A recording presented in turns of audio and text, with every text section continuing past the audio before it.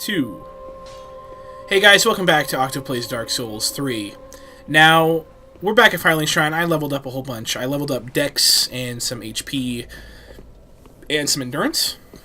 So, that's what I did. I got 6 levels. Now, while we're here, I wanted to do some lore stuff. So let's go ahead and see what we can make from both Walnir's Soul and Yorm's Soul. Excuse me. So, the things we can make are the Black Serpent. This is High Lord Walnir's Soul, releasing old whatever, I can't even say that name. So, let's do this. Pyromancy discovered from the abyss of the High Lord Walnir that inspired the black arts of the Grave Wardens, releasing undulating black flames that trace the ground. Be it sorcery or pyromancy, all techniques that infringe on humanity lead to the same place. That is to say, they all seek a will of their own. Or we can get his Holy Sword. A holy sword eroded by the abyss. When Walnir fell into the abyss, he was gripped by a fear of true darkness and pleaded to the gods for the first time. This holy sword, together with 3 armlets stripped from the corpses of clerics, gave him some semblance of comfort. Skill, Wrath of the Gods. Thrust weapon into the air to emit a powerful shockwave. The wrath of those swallowed by the abyss is a thing to be wary of indeed. So Walnir wasn't a super cool guy. We can also get Yorm's Great Machete. Great Machete, wielded long ago by Yorm the Giant. Yorm once lumbered on the front lines with a great shield, but one day, in place of his shield, a left-hand notch was added to his machete, enabling the smashing technique that would become the legacy of his later years. And then his skill is Warcry. Let out a spirited war cry that temporarily boosts attack and enables crushing strong attacks. We can also get his Great Shield. Great Shield, used long ago by Yorm the Giant, increases the user's poise, even though poise doesn't work. So it's pointless. So it's just a whatever shield. As a lord, Yorm risked everything and fought unflinchingly as a one-man vanguard. Following the loss of the one he wished to protect, he forsook his shield. And Shield Bash. Without lowering your guard, strike an enemy with a shield to knock them back or stagger them. Works while equipped in either hand. So Yorm's Great Shield, unfortunately, because it increases your poise, is useless because poise does not work. And it's very heavy and it requires 40 strength. So we're actually going to use both of these souls, or sell both of these souls and level up some more. But I did want to also read some lore about Walnir in here, because we can buy his crown. Crown of Walnir, the Karthus Conqueror. Once upon a time, such things were bequeathed judiciously to each of the rightful lords, until Walnir brought them to their knees and ground their crowns to dust. Then the crowns became one, and Walnir, the one High Lord. Walnir is a super cool evil dude, but I think he's super cool. He's, like, not a good dude, obviously, but there's something about Walnir that I like him. So we're back to 56,000 souls. Let's go ahead and level up some more. It's only going to be 2, right? Oh, it's 3. Okay, so let's, I'm actually fine with going 28 and 25 right there. Farewell, Ashen One. So we have, I believe we have, yes, our Estus Flask is now going to be 11 with 11 Estus Flasks at +8, which is pretty good. Be careful. Now, +10 is the highest an Estus Flask can get, and I believe 15 is the highest we can get. The physical charges of the Estus Flask. So now we want to go back to the distant manor and work our way back through the sewer area, back up into Irithiel, and continue through there. Now, depending on how this episode could go, it's either going to be really long or a little shorter than usual. And it's really going to depend on how I do on this boss, because this boss coming up, he's like straight out of Bloodborne with his attacks. Meaning that he will attack a lot, relentlessly, and keep going, and it's delayed and perfectly timed to screw with your rolls. So, you just need to be very careful with this next boss. He's really cool. I really like fighting him, but there's some classes, some builds that just, he's not fun to fight. Pyromancer, Sorcerer, Thief, those are all just it's not fun to fight this guy as those classes. Also, look, it's Lisa from The Evil Within. Now, a lot of people find the Lisa monsters really gross, but I just think they want a hug. A hug with lots and lots of arms. Anyway, if we had not gone to the Profane Capital and continued Sigurd's side quest, he would be here, sleeping in front of the fire, and we would talk to him, and I believe get Wrath of the Gods, or Emit Force, one of those two, as a miracle. And wow, this looks a lot like Anne Orlando, huh?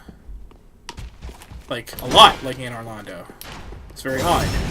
Especially with the Silver Knights here, not even the Black Knights. Because, you know, the Silver Knights were only in Anne Orlando. So, that's odd. Foreshadowing. Oh, I missed. But just like Dark Souls 1, Silver Knights, not that bad. Just backstab them. They do a lot more damage in this game. So, you know, because everything does more damage in this game. But there's something important up here that I want to get. This is not progression, but there's something I want to get up here. Very important. Oh, screwed up. Boom. I'm doing it. I'm killing them. I want them to drop their armor, though. I really like the Silver Knight armor.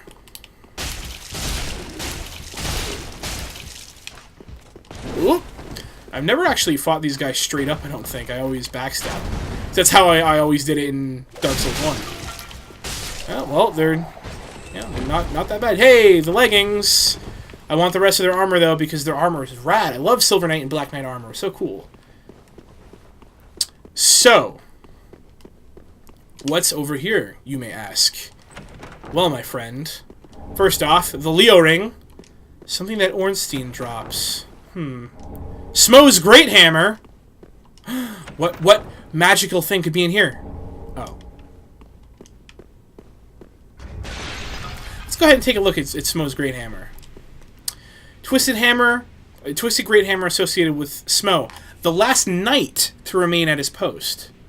Now, if you remember from Dark Souls 1, Smo wasn't a knight, Smo was an executioner, guarding the ruined cathedral. Restores HP while attacking, a carryover from Smo's past as an executioner, and then Perseverance, which is lame because I wish it was his dash and then sweep, which was an annoying attack to handle in Dark Souls 1, but it would have been cool if that was its weapon art. Now, there's an important reason that Smo was knighted after Dark Souls 1, or at least in the history books he's regarded as a knight, because anyone who knows Dark Souls 1 lore knows that Smo is not a cool dude. Smo is an executioner that ate his victims.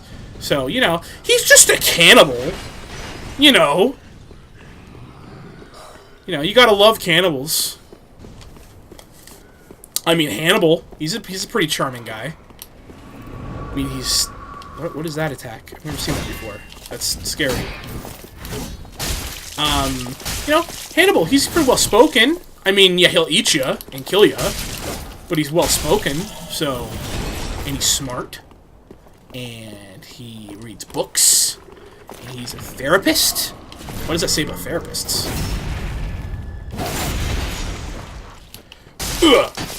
Okay, so, the boss is actually right here. Hey, give me my SS back. Thank you. So I'll go ahead and open this. Now, I would go... That's inside the body. I would go and... Hey, come on, guys. Come on. Just let me get in here.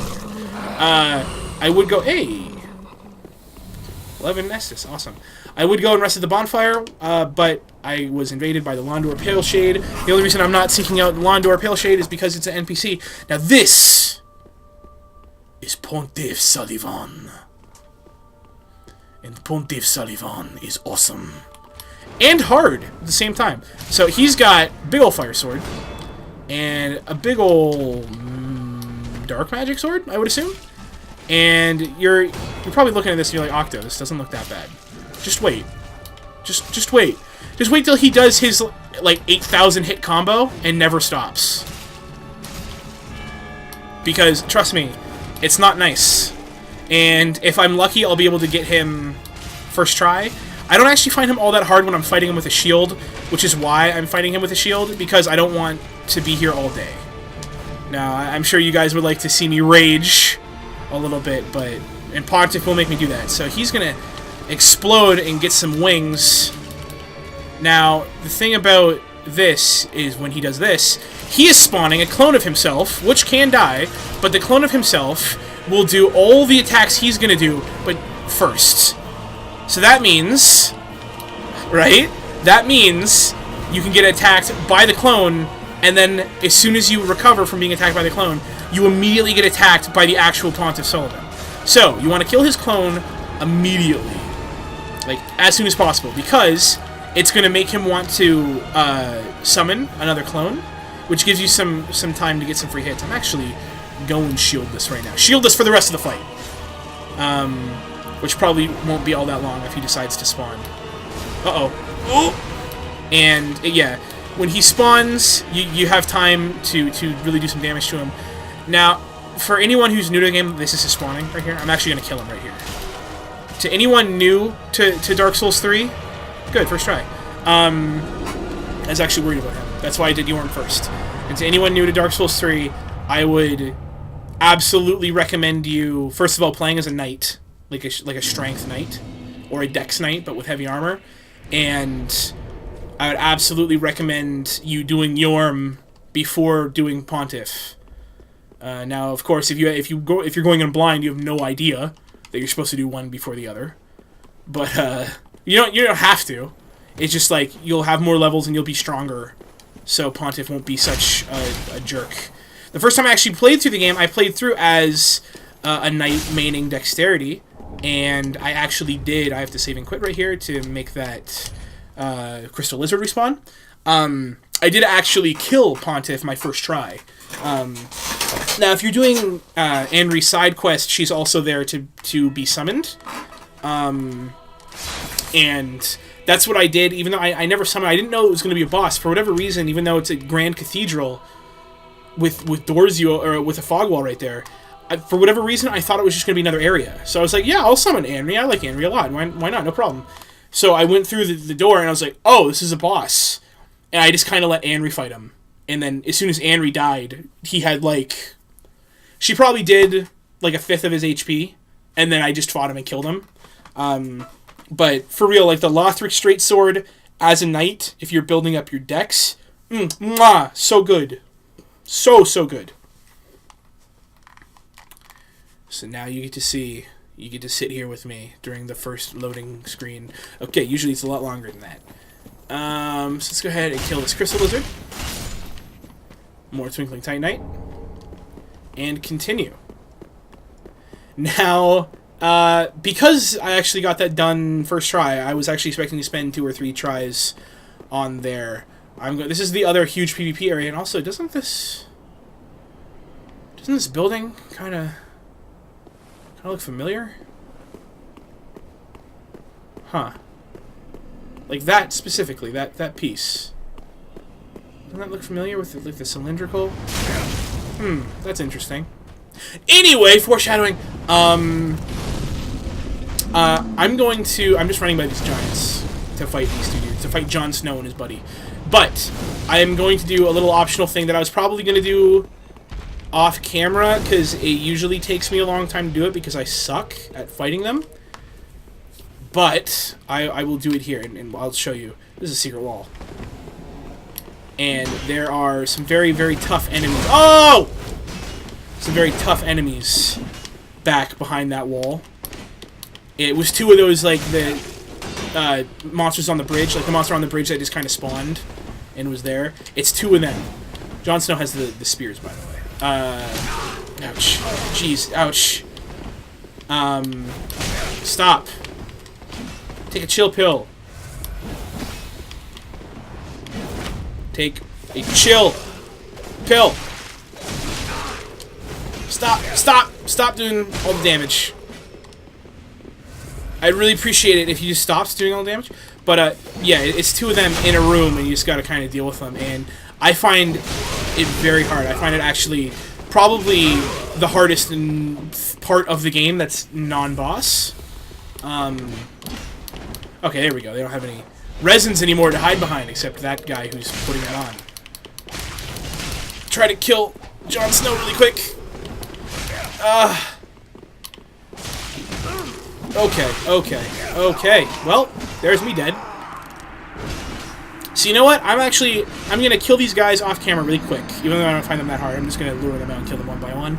And then next time, I'll show you that room with the really hard enemies, and we'll continue from there. Thanks for watching, guys. I can't believe I got Pontiff that easily. See you next time.